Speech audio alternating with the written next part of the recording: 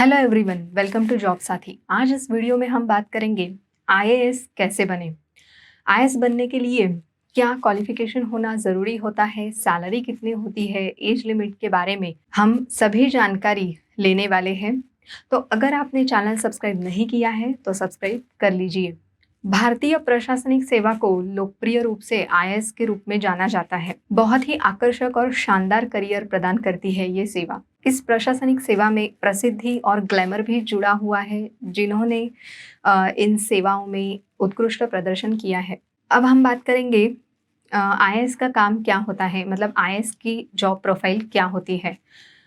तो सबसे पहले सरकार के जो कामकाज होते हैं, सरकार के मामलों को संभालना, ये सबसे महत्वपूर्ण काम होता है आईएएस का। उसके बाद राज्य और केंद्र स्तर के जो भी मामले होते हैं, वो संभालने का काम भी आईएएस का होता है। जिला स्तर का विकास कैसे करना है, उससे रिलेटेड भी इंफॉर्मेशन, सभी रिकॉर्ड्स मेंटेन करने का काम भी आईएएस का ही होता है। विभाग स्तर पर कानून व्यवस्था, प्रशासन, सभी विकास संबंधित जो कार्य होते हैं वो भी आईएएस को ही करने होते हैं। अब हम बात करेंगे सैलरी की। तो अगर आप आईएएस बन जाते हैं तो सैलरी कितनी मिलती है? 60,000 टू 70,000 पर मंथ सैलरी आपको मिल सकती है। तो अब हम बात करेंगे आईएएस अधिकारी की करियर ग्रोथ के बारे में। आईएएस अधिकारी जो होते हैं उन्हें कई बार अंतर्राष्ट्रीय जो संगठन होते हैं, जैसे विश्व बैंक है, एशियाई विकास बैंक है, तो वहाँ पर भी उनकी पोस्टिंग की जाती है। उसके बाद केंद्र सरकार के जो मंत्री होते हैं, तो केंद्र सरकार के मंत्रियों के साथ निजी सचिव के रूप में भी वो काम करते हैं। कुछ आईएएस अधिकारी राज्यों के राज्यपाल भी बन जाते हैं। अब हम बात करेंगे आईएएस रिक्रूटमेंट और प्रशिक्षण।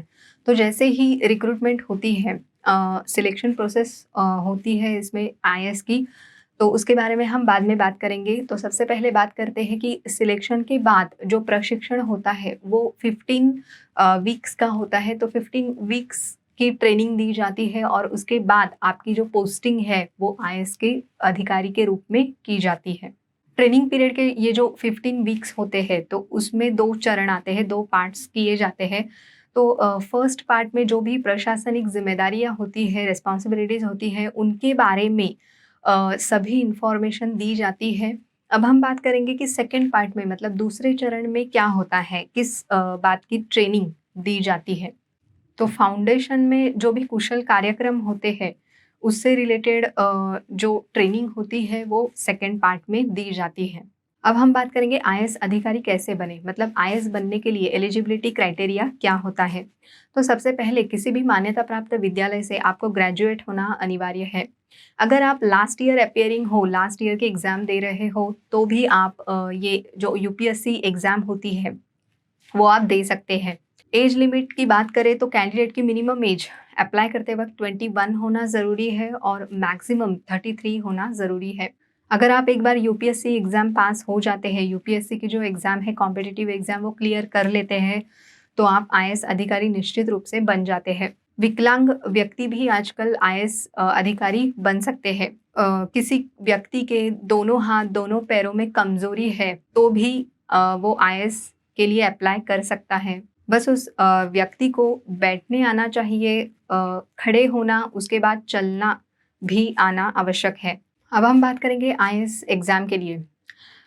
तो सबसे पहले कॉम्पिटिटिव एग्ज़ाम की बात करें तो 2 पेपर, 2 रिटन एग्ज़ाम की आपको तैयारी करनी होगी, जिसमें आता है प्रीलिम्स और फिर मेंस। और उसके बाद अगर आप मेंस में क्लियर हो जाते हैं तो आपको पर्सनल इंटरव्यू के लिए कॉल आएगा। तो सबसे पहले हम बात करेंगे प्रीलिम्स की। तो प्रीलिम्स की अगर आपको तैयारी करनी है तो उससे रिलेटेड जो बुक्स होती है बाज़ार में, मार्केट में, तो वो आपको खरीदनी होगी और बुक्स की आपको पढ़ाई करनी है। उसके बाद मॉक टेस्ट भी देनी होगी। करंट अफेयर से अपडेट रहना है। जो भी आपने शेड्यूल बनाया है वो पूरा करना, मतलब लक्ष्य निर्धारित करना और वो पूरा करना, ये आपका काम है। तो अगर आपको प्रीलियम में पास होना है तो इन सभी चीज़ों का ख्याल आपको रखना पड़ेगा। अब हम बात करेंगे सिलेबस के बारे में, मतलब जनरल साइंस का जो पेपर आएगा प्रीलियम्स में, उसमें कौन-कौन से सब्जेक्ट आएंगे। तो सबसे पहले इतिहास है, उसमें आधुनिक इतिहास आएगा आपको। उसके बाद भूगोल, मतलब ज्योग्राफी में भारतीय अर्थव्यवस्था है। उसके बाद भौतिक भूगोल है, इससे रिलेटेड कई सारे क्वेश्चंस आपको पूछे जा सकते हैं। अप्रॉक्सीमेटली 17 मार्क्स का हिस्ट्री का पेपर होगा। हिस्ट्री से रिलेटेड क्वेश्चंस आपको पूछे जा सकते हैं, जिसमें मध्यकालीन इतिहास भी मौजूद है। भूगोल का जो पेपर होता है वो 13 मार्क्स का अप्रॉक्सीमेटली होता है। 13 मार्क्स के क्वेश्चंस आपको पूछे जा सकते हैं। उसके बाद सामान्य विज्ञान भी आता है, तो अप्रॉक्सीमेटली 15 मार्क्स सामान्य विज्ञान के रूप में आपको आ सकते हैं। उसके बाद आता है करंट अफेयर्स, तो आपको डेली न्यूज़पेपर पढ़ना है, करंट अफेयर से अपडेट रहना है। और भी कई सारे क्षेत्र होते हैं, कई सारे क्षेत्रों से आपको परिचित रहना है। तो टोटल 200 मार्क्स का पेपर आएगा और उसमें 66 मार्क्स आपको प्राप्त करने होंगे। निगेटिव मार्किंग भी होगा। गलत आंसर के लिए आपके 1/3 मार्क्स कट भी हो सकते हैं, तो बड़े ही सावधानी पूर्वक आपको पेपर लिखना होगा। उसके बाद राजनीति है, उपग्रह है, भारतीय राज्य व्यवस्था है, कई सारे क्वेश्चंस आपको पूछे जा सकते हैं प्रीलिम्स में। अब हम बात करेंगे मेंस के बारे में। अगर आप प्रीलिम्स में पास हो जाते हैं तो मेंस के लिए आप अपीयर हो सकते हैं। तो मेंस की बात करें तो 300 मार्क्स के 2 पेपर रहेंगे, 600 मार्क का आपका पेपर रहेगा। तो उसमें भी निगेटिव मार्किंग है, मतलब अगर गलत आंसर आप दे रहे हैं तो 1/3 मार्क्स आपके कट हो सकते हैं। तो इसमें भी बहुत ही सावधानीपूर्वक आपको पेपर लिखना है। तो अगर आप मेंस क्लियर कर लेते हैं तो उसके बाद आता है पर्सनल इंटरव्यू। तो अब हम बात करेंगे पर्सनल इंटरव्यू में क्लियर कैसे होना है। तो पर्सनल इंटरव्यू 275 मार्क्स का होता है। तो इसमें अगर कम से कम आपको 55 मार्क्स मिलते हैं तो भी आप पास हो सकते हैं। तो सबसे पहले आपको डेट और समय जो है, डेट और टाइम दिया जाएगा, उसी डेट पर आपको अवेलेबल रहना है, उपस्थित रहना है। अगर आप नहीं आ सकते, आप खुद तय नहीं कर सकते हैं, आपको दिया जाएगा। अगर आप नहीं आएंगे तो अनुपस्थिति किया जाएगा और अगले साल ही वापस आपको मौका दिया जाएगा। तो इसलिए दिए गए टाइम और समय पर आपको आना है। उस दिन पर 2 स्लॉट्स अवेलेबल होते हैं, मॉर्निंग स्लॉट और आफ्टरनून स्लॉट। तो आपको जिस समय पर दिया है उसी समय पर आपको आना है। तो जैसे कि पर्सनल इंटरव्यू का टाइमिंग आपको दिया रहेगा, उससे आधे घंटे पहले ही आपको आना पड़ेगा। उसके बाद प्रतीक्षा करने के लिए जो टेबल है वो भी आवंटित की जाती है।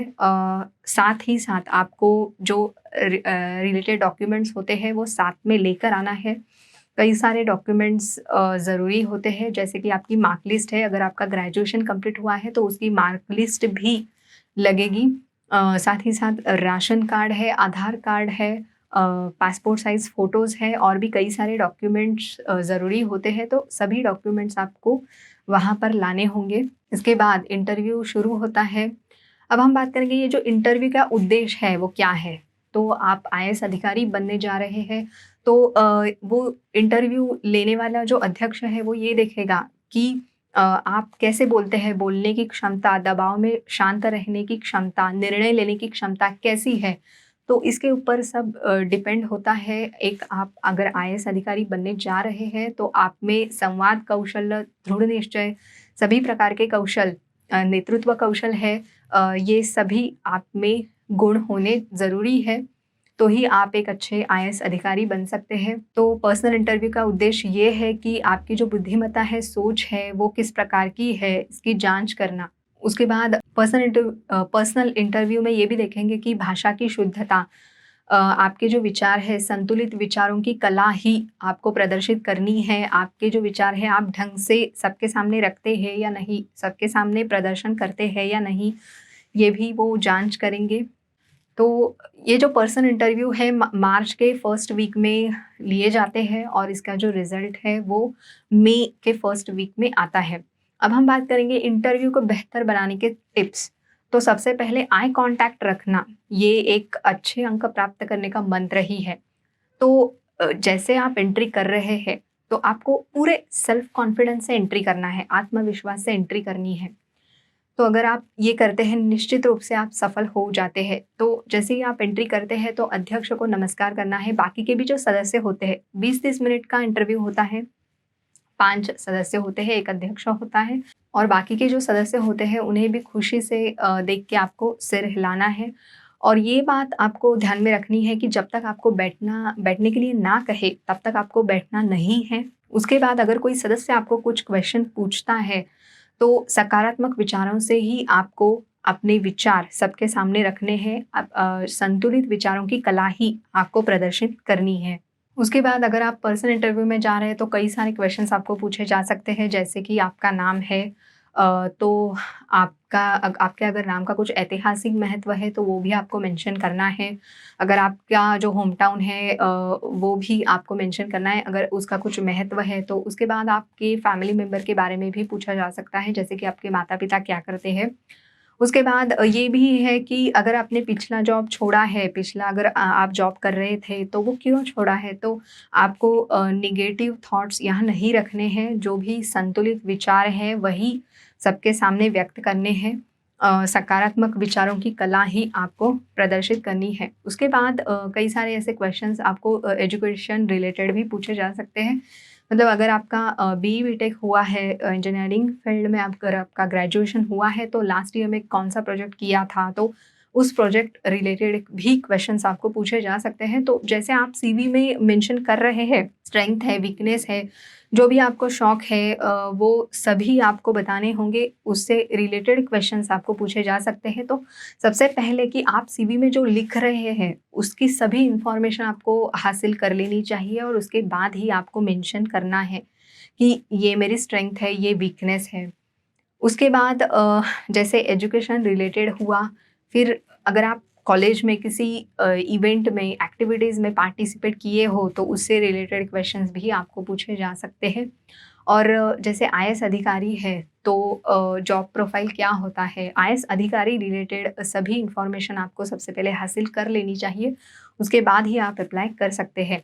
तो जैसे कि जॉब प्रोफाइल के बारे में कहा, एलिजिबिलिटी है, एज लिमिट है, सैलरी है, तो सभी इन्फॉर्मेशन आपको सबसे पहले हासिल कर लेनी चाहिए, क्योंकि उससे रिलेटेड इन्फॉर्मेशन आपको पूछी जा सकती है। उसके बाद आईएएस अधिकारी बनने के लिए आप में कई सारे गुण होने चाहिए, जैसे नेतृत्व कौशल है, संचार कौशल है, दृढ़ निश्चय है, विचार करने की क्षमता है, दबाव में भी शांत रहने की क्षमता, समस्या को सुलझाने की क्षमता, सामाजिक एकता के लिए क्षमता, रुचि की विविधता और गहराई, सभी प्रकार के गुण आप में होने चाहिए, तो आप बहुत ही अच्छे आईएएस अधिकारी बन सकते हैं। अगर आप कोई और इन्फॉर्मेशन चाहते हैं तो आप हमें ज़रूर कमेंट करके पूछ सकते हैं। Thank you so much and take care.